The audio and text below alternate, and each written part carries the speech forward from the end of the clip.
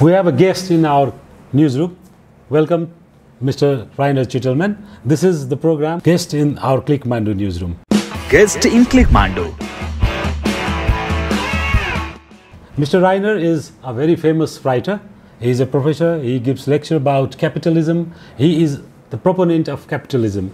In this world, when the capitalism is in attack, the whole world is against capitalism. Even in America, which is considered as the capitalist country, the capitalism is under attack. So what do you think? Why you are in this mission of protecting the capitalism?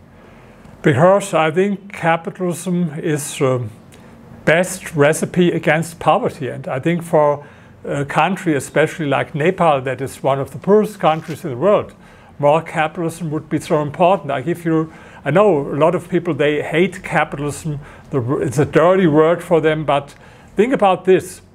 200 years ago, before capitalism, 90% of the worldwide population lived in extreme poverty. 90%, today it's less than 9%. And half of this reduction happened over the last decades. Even in 1981, 43% of the worldwide population lived in extreme poverty.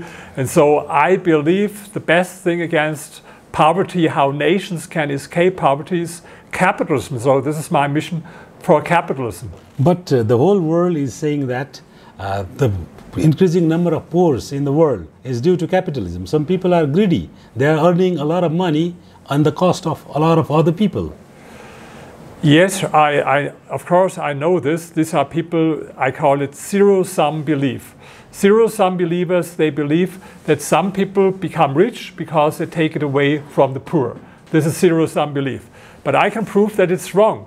I mentioned that the number of people living in poverty decreased from 43 to 9% from 1981 to now. At the same time, the number of people, of billionaires increased. In 2000, we had only 500 billionaires. Today, we have 2,700 billionaires all over the world. If they would take it away from the poor people, how could it happen? And I can give you some examples. For example, China. China, in the end of the 50s, 45 million people died as a result of the biggest socialist experiment in history, Mao's so-called Great Leap Forward. In 1981, they had 88% people living in extreme poverty in China. Today, it's less than 1%. Why?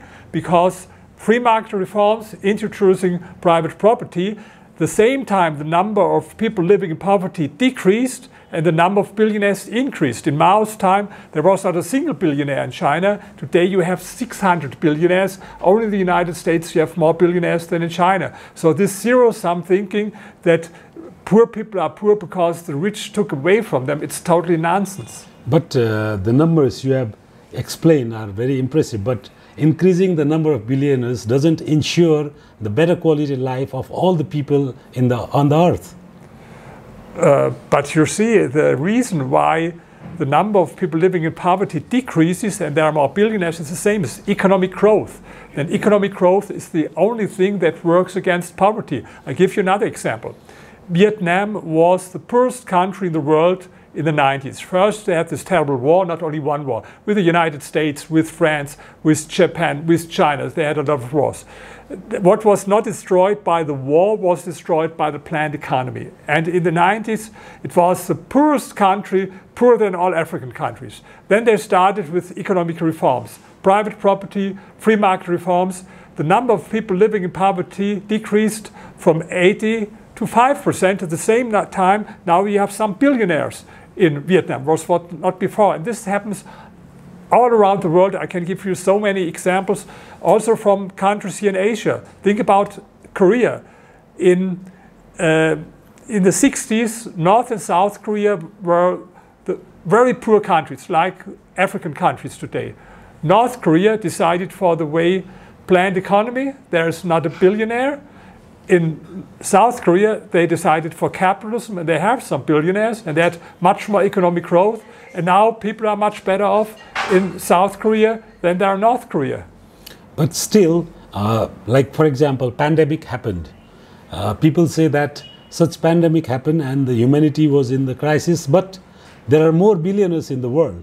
The lives of the peoples is becoming very difficult, but some people are earning money on every occasion.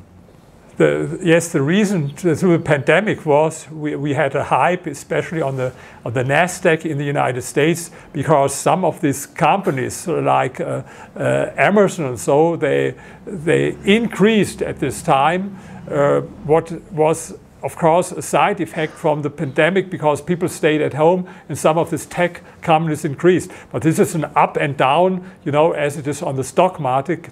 The tendency in the last decades was also all around the world decreasing number of people living in poverty. And look here, let's speak about Nepal.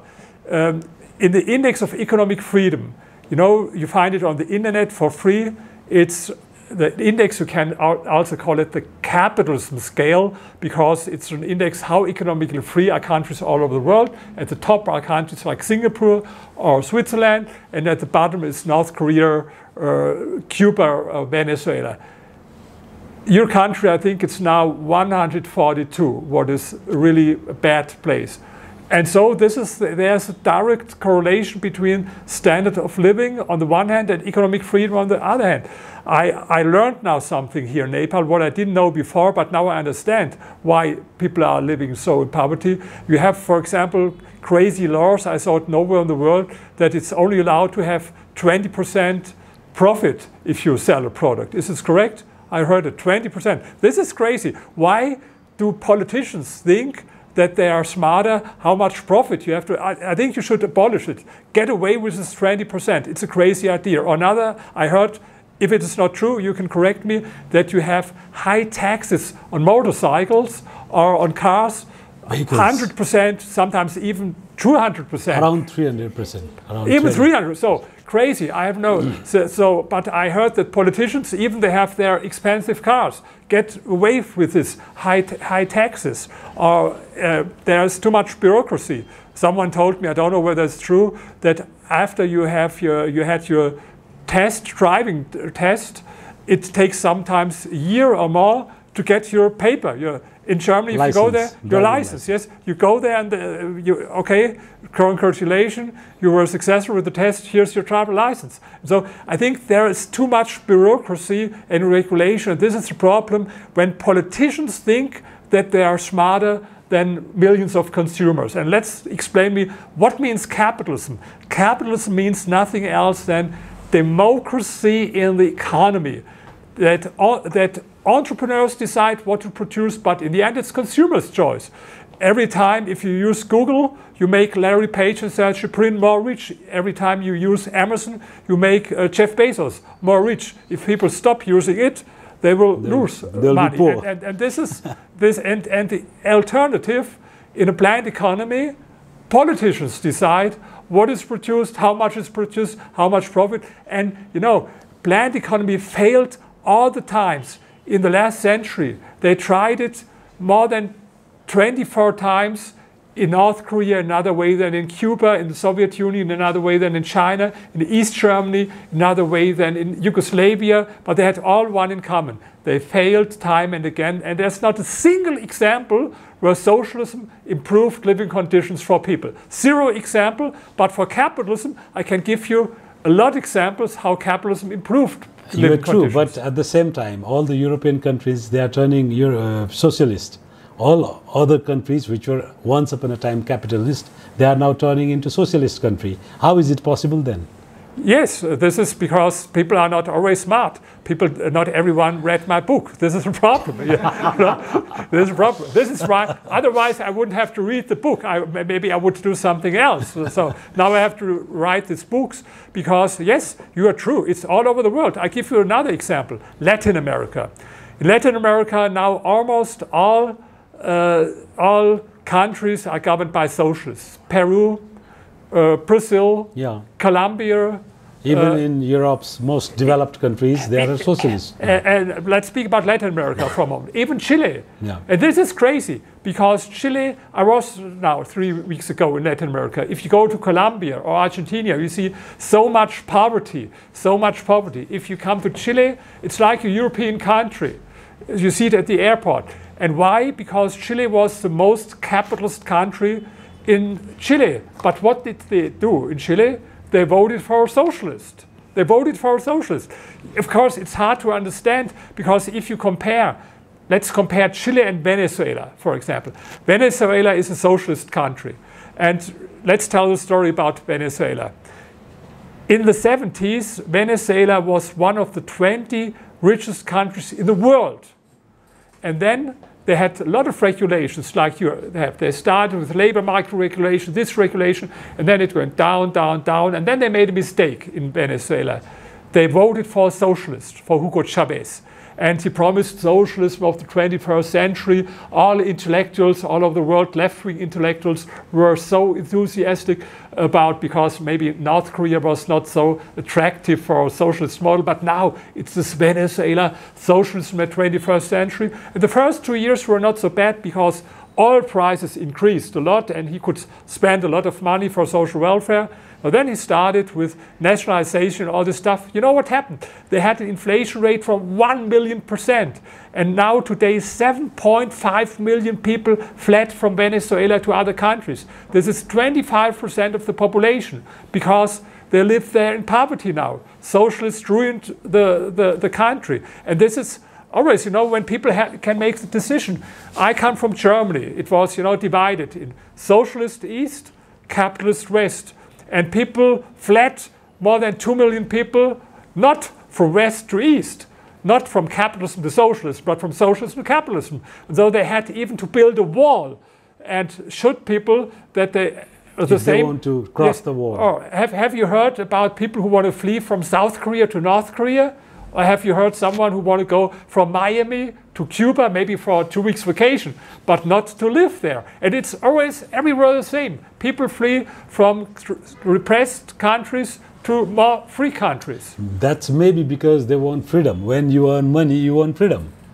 That Sure. might be the psychological cause, because you have also written a book about the psychology of the rich people. Yes. So you know better psychology than we journalists. So that may be the reason of their psychological wanting, urging of freedom once you have the money, not the cause of capitalism or socialism. Right, but capitalism is the reason why people live better. This is the only, you know, think about Germany again. By the way, I can recommend a film. You can find it for free on YouTube, Life Behind the Berlin Wall. It's about East and West Germany. I produced the video, and I'm proud because I got an award for Best Short Movie at Las Vegas Freedom Fest last year. So, and I compared, why is that? The same country, East and West Germany, the same language, the same history, the same culture, everything the same, only different economic system. And you see, for example, I give you, what does it mean for life of everyone? In West Germany, you could go and buy a car and take it away with you. I think similar here. You can buy and take it to your house. Take it. So in East Germany, what do you think? How long you had to wait to get a car? Make a guess. What do you think? How long you had to wait? No idea. No, guess. Maybe 2 years, 3 years. 2 years, 3 years. Another opinion here. The shortest time was 12 and a half years. The longest time 17 years. Okay. So if you want to have a car, you have to subscribe, and 12 and a half years later, if you're lucky, if not 17 years later, you got a car. This is what socialism means, and capitalism means go to a shop and buy your car. So it didn't work, and even for environmental problems. Today, people are concerned, they understand climate change, environmental destruction, but if you compare East and West Germany, the CO2 emissions were 3 times higher, adjusted to GDP, of course, in East Germany than in West Germany. And other airborne pollutants like sulfur dioxide were even 10 times higher in East Germany than in West Germany. So when people think to abolish capitalism is a solution for topics like climate change or environmental destruction, it's crazy. It will make things worse. But at the same time, the climate change issue you have picked up, it is said that all the capitalist countries, they are now developed.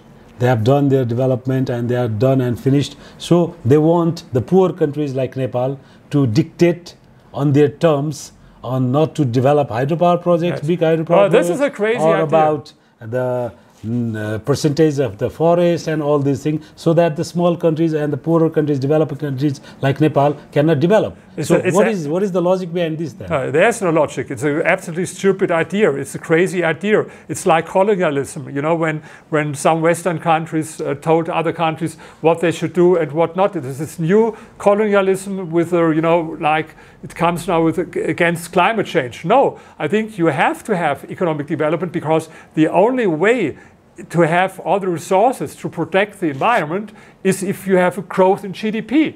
You can see it if you look, for example, there's an environmental performance index from the Yale University, and if you compare then developed countries with more GDP per capita and poorer countries, the environmental standards scores are much higher in developed countries. So I think the contrary is right. Poor countries should develop, that they have the opportunity to do something to protect the environment.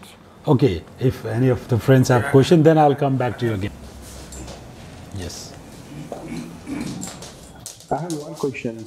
You rightly advocate the capitalism, but my concern is, since few years, the more capitalist countries are spending more in the social security areas. Like in United States, they are spending more in the social security areas. I mean, how can you distinguish if a country is spending more in the social security, and if the country is providing different unemployment allowances and all these things what socialists were doing, and now the United States, their major spending is in the social security area? How can you distinguish the changes what happens in the world, and how can you say the capitalists are in more favor, and the capitalist country, those who develop, they are adopting the socialist principles and practices? How can you see this? Absolutely, this is absolutely crazy, and this is the reason why the United States have so huge debt. It's crazy if you look how much debt they have, because they spend so much money for a lot of things, for some wars that are not necessary, like Iraq war, for example, and people in Europe, they think United States is pure capitalism. This is wrong. It's crazy. I see you know much more about the United States than most people in Europe. No, they have a huge welfare state now, but it doesn't help against poverty. There is no pure capitalism nowhere in the world. Let me explain something that is maybe important to understand. There's no pure capitalism and there's no pure socialism. Even in socialist countries, like in North Korea, you have a little bit private property, a little bit market. Otherwise, it would be not possible. Only a very little bit. In the capitalist countries, you have also a lot of socialism and state intervention. I compare it with a test tube with two ingredients, market and state, or capitalism and socialism, a test tube. And then you see what happens if you add more market. I gave some examples, even from countries who call themselves socialists, like China or Vietnam, or I can give you another example, Poland. Poland was one of the poorest countries in Europe in the 80s, in socialist times. Then they started with free market reforms. Now within 3 decades, it's Europe's growth champion. Amazing how standard of living increased in Poland. So, or what happens, I spoke about Venezuela, if you add more state, more socialism. And in the United States, what they did to add more and more state intervention. And so I'm very often in the United States. I think this year, last year was the 8th time. And I'm on the side of people who fight for more capitalism also in the United States and less welfare state. Another question I will add on that. The Nordic and Scandinavian country are doing heavy expenses in the welfare schemes. And the people of such country are quite happy. And my question is, the country like Nepal, who is still in the dilemma what to do, and still they have a bit of flexibility and more of the rigidity, I can say, and they are trying to adopt more flexible things. What are the best prescriptions of yours? And the country, once they are doing well and they again switch toward the welfare schemes, how the country have to develop the policies and what types of priority, what the market have to do, where the government have to intervene? What is state's role and the market's role? A lot of questions. Let's first speak about Scandinavian countries, because you stated with Scandinavian countries. There are a lot of people who think that the Scandinavian countries like Sweden, this is kind of socialism. This is wrong. It was in the 70s, but it's a long time ago. They had a kind of what they call democratic socialism with stupid things. I tell you a funny example. They had very high taxes, and maybe you know this famous author for books for children, Astrid Lindgren, and she was social democrat, and she was more left-leaning, but one time she checked how much taxes she had to pay. And what do you think, how high were the taxes that she had to pay? Do you have an idea? In Sweden, in the 70s. Maybe 60-70%. Who has another idea? 60, 70? It was 102%. And first they didn't believe it. She wrote in a newspaper, 102%. The finance minister said, you made a miscalculation, it's wrong. Later, the prime minister had to excuse. She was right. And they understood that it was totally crazy what they did, and they changed it. They made labor market reforms, tax reforms. Yes, they have still high income taxes, this is true, but for example, they abolished the wealth tax, they abolished the inheritance tax, they abolished the gift tax, They had and today Sweden is more capitalist than in the United States. You can see it if you look at the index of economic freedom. United States is number 25, Sweden is number 10. So Sweden is much more capitalist today than the United States. So if you want to adapt something from Sweden, it's not a mistake, but I would recommend, because you're in Asia here, look for other Asian countries, what they do. Why is Singapore so successful? Why was Hong Kong so successful? Why was South Korea so successful? Why goes Vietnam now in a good direction? So you have a lot of examples, and what I don't understand, you know, I know a lot about Vietnam because my next book about Vietnam. And in Vietnam, I mentioned it before, after they won the war, on the one hand, they were very proud to won the war against the superpower United States. But on the other hand, they saw, all the countries around us, they have better living. So what happens there in South Korea? What happens in Taiwan, for example? What happens in Singapore? And so they were, they're very proud people in Vietnam. What happened there? Why do we have there? And they learned from them. They started to adopt them, take it as role model. What I don't understand, I'm here in Nepal, look around what happens there in other Asian countries. Very easy. All these countries that made progress there, it was the same reason. More market, more capitalism, less state intervention. And so I think this should be the thing that if you ask me what to do for Nepal, of course, don't try to invent the wheel in a new way. I think maybe one mistake, what I learned, I think you had 7 constitutions in the last 100 years, or how long was it? Yes. Yeah. 7. So, and you had a lot of discussion, this constitution, next constitution, next constitution. I would recommend now stop discussing about next constitution. You had enough discussion about constitution. As Bill Clinton said, it's the economy, stupid. It's all about the economy. It's not about the having a new constitution. Focus on the economy and learn from other countries who are successful. I think you're also a proud country. You're proud to be here in Nepal, and I think it's hard to be proud about a country if you're a poor country. It's easier to be proud if you're a country like Singapore, for example. It sounds very nice when you talk about capitalism. Capitalism does this, capitalism does that, free market does this, free market does that. But our experience in Nepal is very much, you cannot say very exciting or very bad also. Because we started after 1990s constitution, since you talked about constitution, we opened our market and there was a free market economy. The political parties accepted that we will go for the free market. But down the line, after 30 years, let's say we are nowhere.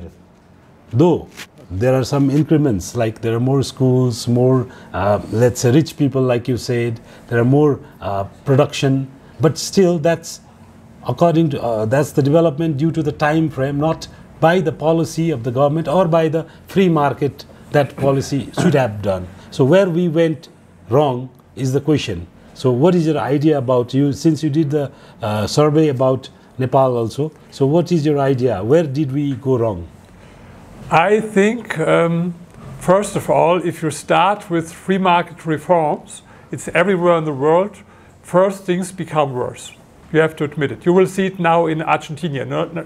You see, they voted for capitalists, anarcho-capitalists, Javier Milei, but I think even if he starts with reforms, you will see first things will become. It happened everywhere. It happened in Poland. I spoke about Poland. It happened in Vietnam. It happened everywhere. For example, hidden unemployment become official unemployment. Things become worse. So you have to be patient. It's not something that you can do in 1 or 2 years. These economic reforms. You have to be more patient. And what I see now.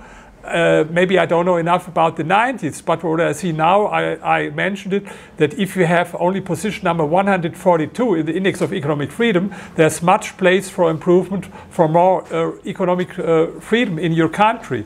And let's come back to this, what do you mean with this 20% how do you say it, limit for profit? I think it's a long time ago. I think that's I think act, even in it monarchy. was brought, long way Even back. It's about a Black Marketing Act, which says you have to have a limited profit. More than that limit, if you get the profit, that will be called black marketing. That's the act. Went back maybe by 21 साल होइन कति भयो? So, but 60 yes, years ago. I heard it. That But was 60 years ago. you see, it didn't work. And tell me, I know not one country. Maybe there is a country, but I heard it. To be honest, 2 days ago, first time that there is something in the world. And this should give you food of thought. If you have it nowhere, if there's not a single example all over the world where it worked, why do you think it works here? That because it means that the politicians and the people from financial authorities, they think they are smarter than the entrepreneur. The entrepreneur, I think he knows I can charge so much the price from people. If I take too much, they will not buy my product. Then I have to make it cheaper. This is the market. And if politicians think they are smarter than the market, I think there's no evidence in history for this. But still, when you talk about profit, limiting the profit is one bad thing, okay. But how much profit can a businessman or an entrepreneur take? That should not also be very much, you say, insane also, no? You know, it depends on, for example, I spoke with my publisher today who published the book. For example, if he would sell the book for $50 as an example, I think he can't make any profit because I think no one would buy it.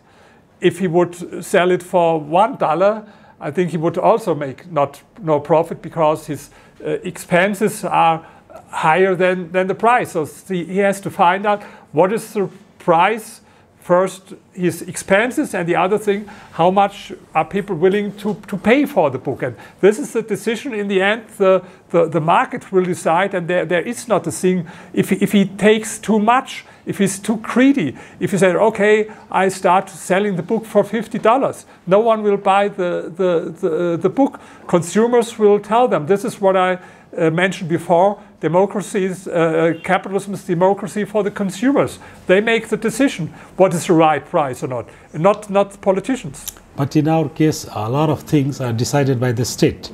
For example, a lot of capitalist countries that we have listed in the book also, there are very few capitalist countries and more socialist countries, number one. And Nepal is in the border of socialist country, not exactly in the middle, but in the border of the socialist country. So that market cannot decide itself when the politicians or the market or the policies work.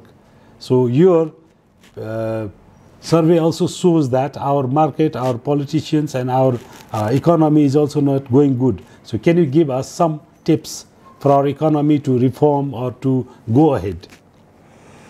Yes, I mentioned some things. Let's first start, I mentioned it a lot of times, get rid of all this, this 20%. It's the craziest thing. Then, for example, lower taxes for this import for cars.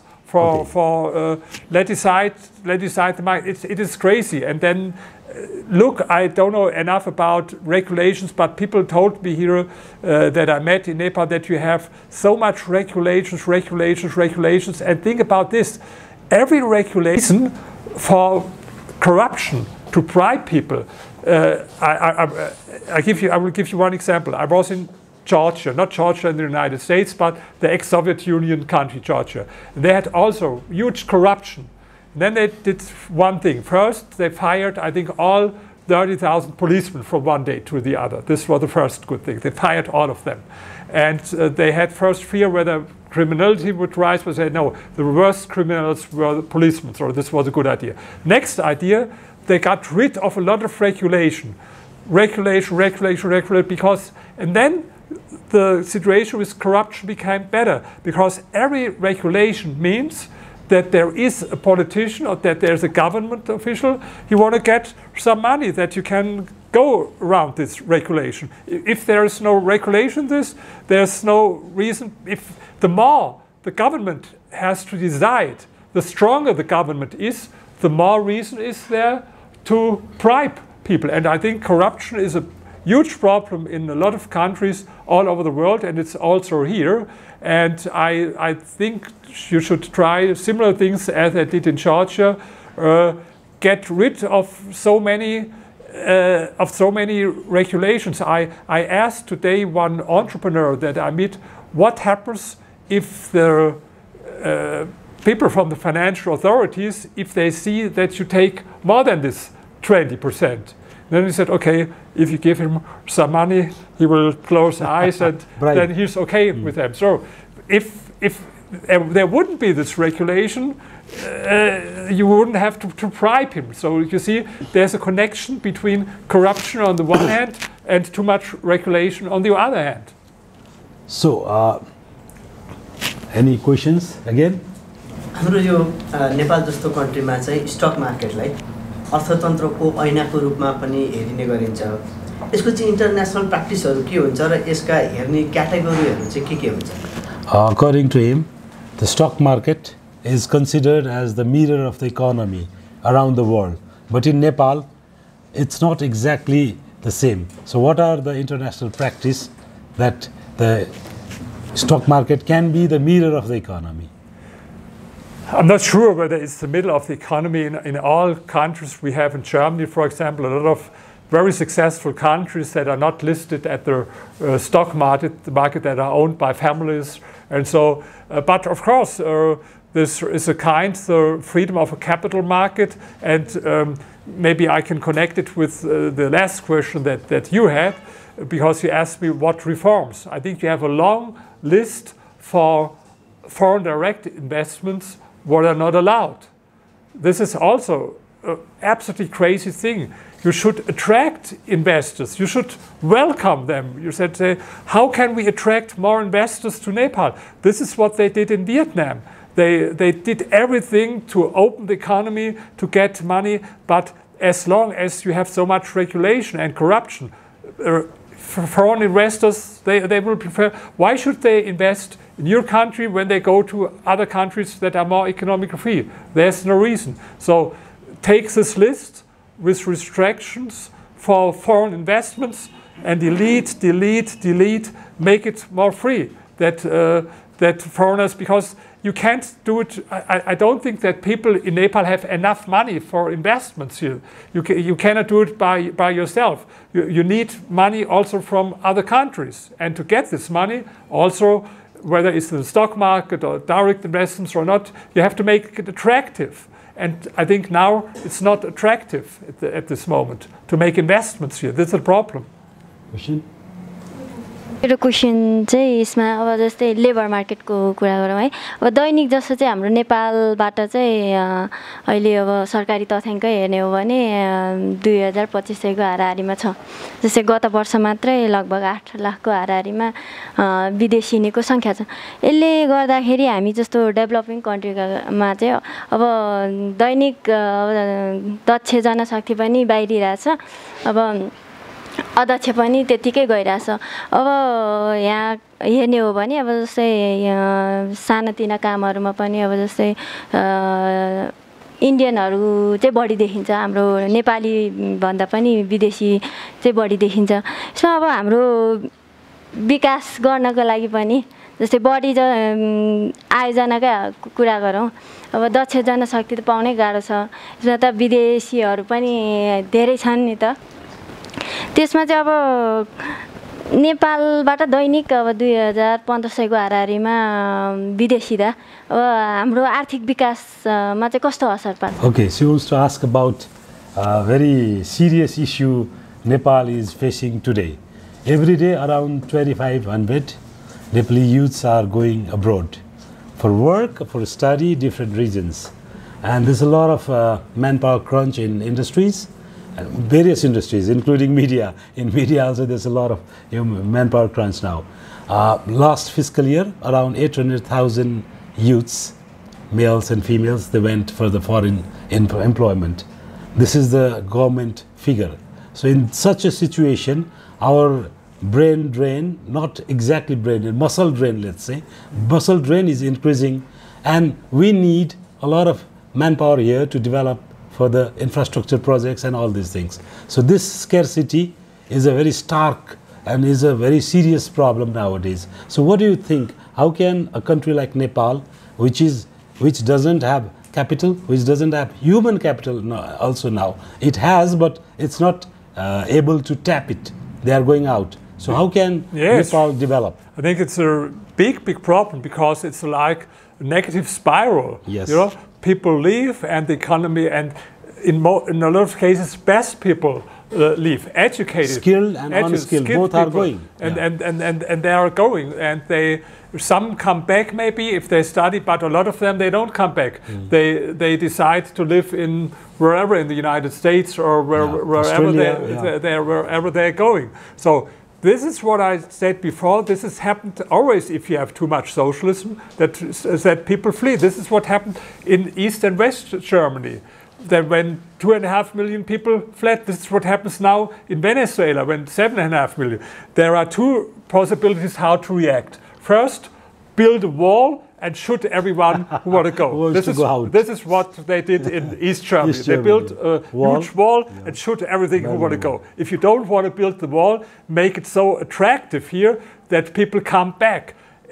As it was, for example, when they started with economic reforms in China, a lot of skilled people came back. I think in India, I'm not sure, it was also that people who lived abroad came back because they said, oh, I love my country, and I have now opportunities to make money there, and people came back. And I think you should have an environment here, less socialism, more capitalism, that people come back. And I think this is an opportunity on the other hand, because if now a lot of people are leaving, and maybe some in their heart, they love their country. It's not that they leave the country because they hate Nepal or something like this. It's only because of the economic conditions. They think they have better opportunity in other countries. But if they would see there's an opportunity to make money, I think they would come back. But they had learned a lot in the meantime in other countries. Maybe they started in the United States. And then this, what is bad now, will become good in the end for Nepal if these people who had experience in other countries. But it is, let's remind you, it's always what happens if it's too much socialism. It's an indicator for socialism that people, they vote with their feet against the system. They go away, they leave the country. This is what happens all time.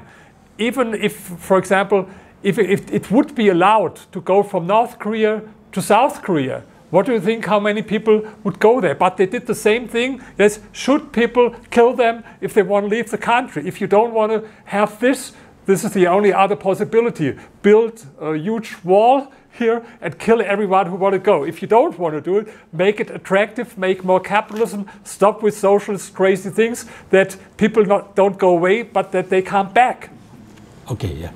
My question, in last October, I was in the IMF World Bank annual meeting in the Marrakesh, Morocco. Your country's finance minister had said that we have to face the elections and the people more demand the welfare schemes and the socialist scheme.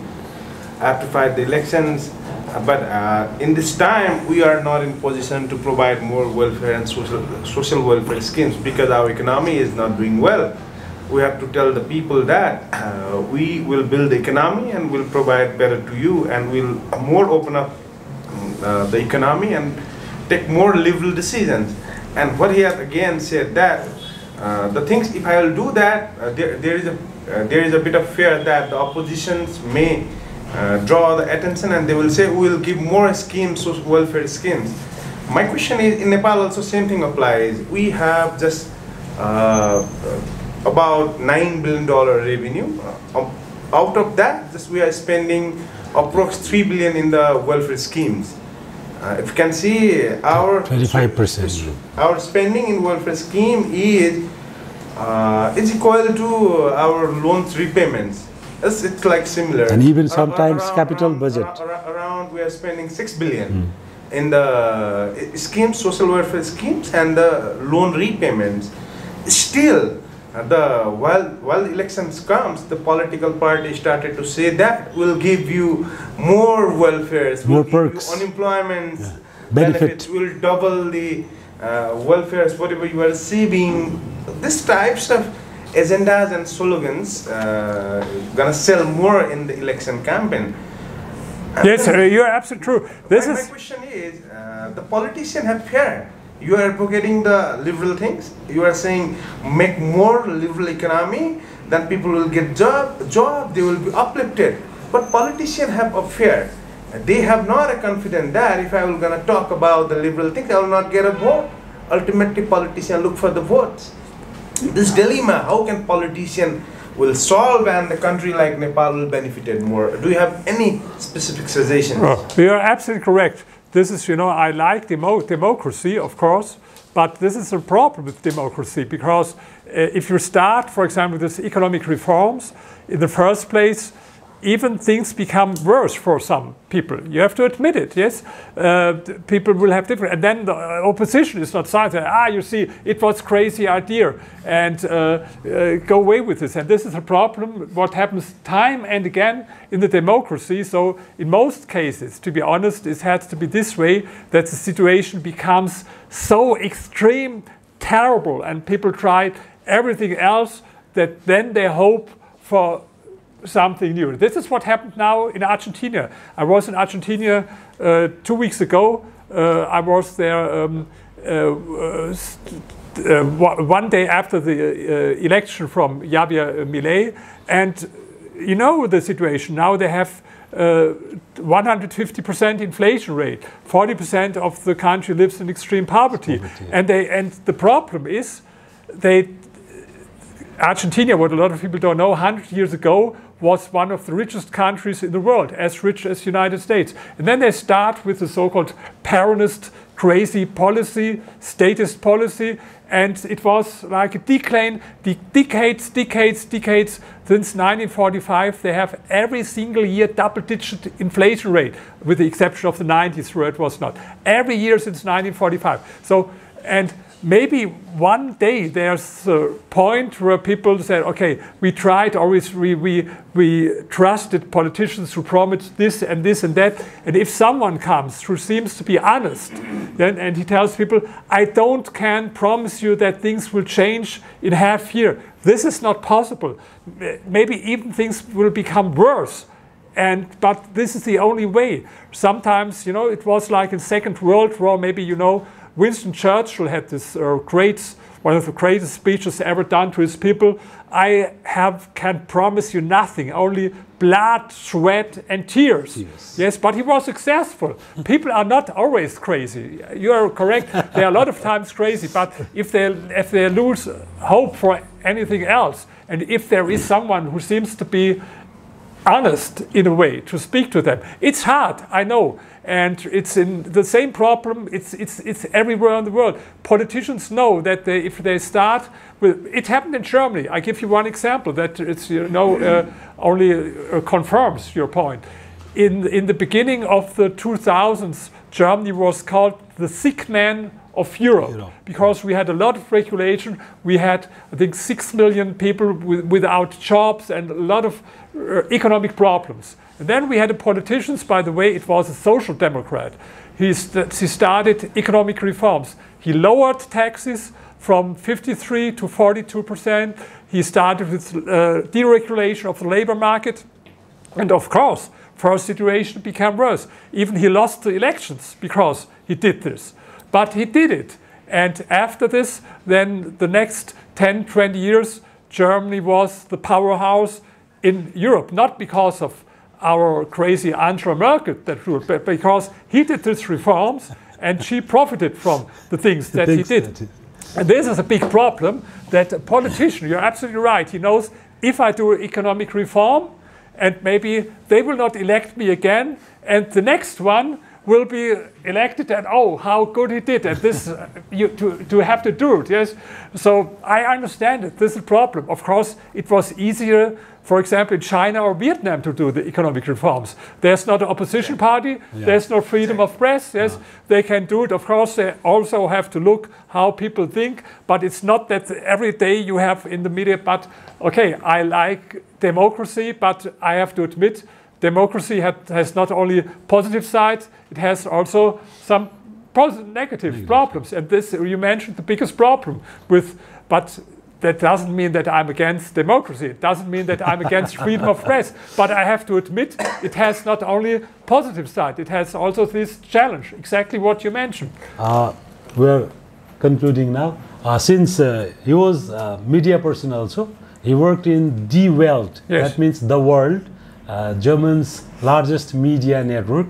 This is a very popular and big media house. So since we all are journalists and we all are economic journalists, so you also worked in the media. So apart from democracy and economic freedom, what are your tips for the journalists, economic journalists? Facts, facts, facts, and don't forget the audience, what they like. But I mean, in a way, a compromise. If you do only what your audience, do they like this or that, and you do it according to this, you will be not successful. But if you say, I don't care about audiences, I have my own agenda, so I don't care about, you have to find a way. I learned it from, not from a journalist, but Ray Charles. You know, Ray Charles was the most successful, the blind singer in history. And he said there are some artists and musicians say, I do my own thing. If people don't understand, I don't care about it. Yes, it's bullshit. I don't care. I do my own things. And he said, no, you can't think like this way. On the other hand, he said, it doesn't mean that you have only do everything what they want, but you have to find a way to take it and think about it what they want. And you have, and this is a difficult way. The both extreme ways are not working. I think this is very, very important for a journalist. And then, of course, what I recommend to everyone, not only for a journalist, set yourself bigger goals. This is the title of my other book. So if you're now here in a good, important position, think much bigger, bigger, bigger, what we can do. You know, like I'm a big fan of Arnold Schwarzenegger, what he did all his life. You have written about Arnold Schwarzenegger in this book. Set yourself always big goals. Yes, write down these goals for you. Think very big with what you can do. Don't think small. And I think if you do this, this can be. You are successful. I heard it, very successful. But it's always a challenge to be even more successful. Thank you, Danke schön. We'll love you.